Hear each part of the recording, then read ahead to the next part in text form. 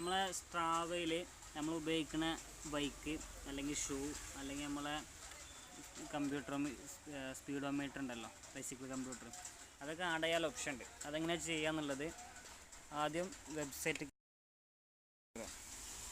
strava.com അത് browser കൂടെ തന്നെ ഓപ്പൺ ചെയ്യാൻ നോക്കുക. ആപ്ലിക്കേഷനിൽ പോയാൽ കഴിയില്ല. എന്നിട്ട് ലോഗിൻ ചെയ്യാം.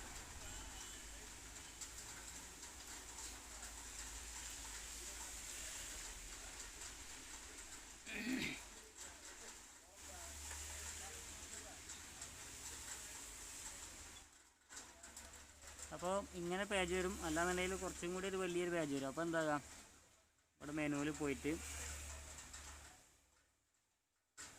സെറ്റിങ്സ് അല്ലെങ്കിൽ നമ്മൾ പ്രൊഫൈലിൽ കയറിയാലും അവിടെ ഉണ്ടാവും സെറ്റിങ്സ് എടുക്കാം.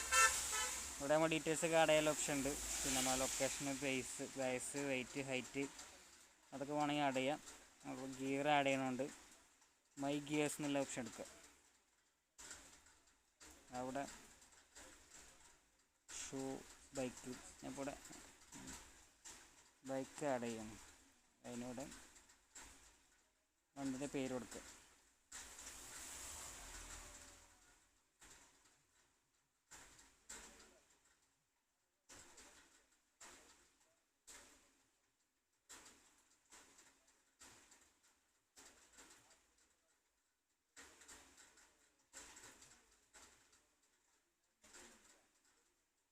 ഏതാ വണ്ടി വെച്ചാൽ അത് കൊടുക്കുക. വെയിറ്റ് 12 എടുക്കട്ടെ. ബ്രാൻഡ് റാല് മറിച്ച്. നമ്മളിപ്പോൾ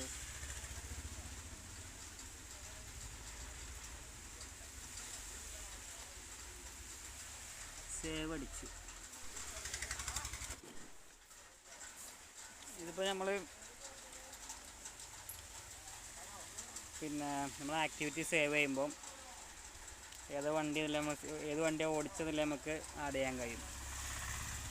പിന്നെ അതിലിവിടെ നമ്മൾ ഏതാ വണ്ടി എന്നല്ല സെലക്ട് ചെയ്തിട്ട് സേവ് അടിക്കാം. അതേപോലെ ഇപ്പോൾ ഞാൻ ഇന്നലെ ചെയ്ത റൈഡ് അതും റോഡ് ബൈക്കുമ്മലാണ്. അപ്പോൾ അത് എഡിറ്റ് ചെയ്തുകൊണ്ട് സേവ് അടിച്ചു.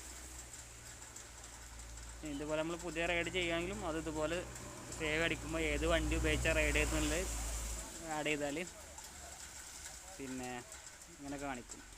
ഇതായിട്ട് കണ്ടില്ലേ, ഏതാ വണ്ടി ഉപയോഗിച്ചെന്നുള്ളത് ഇങ്ങനെ കാണിക്കും.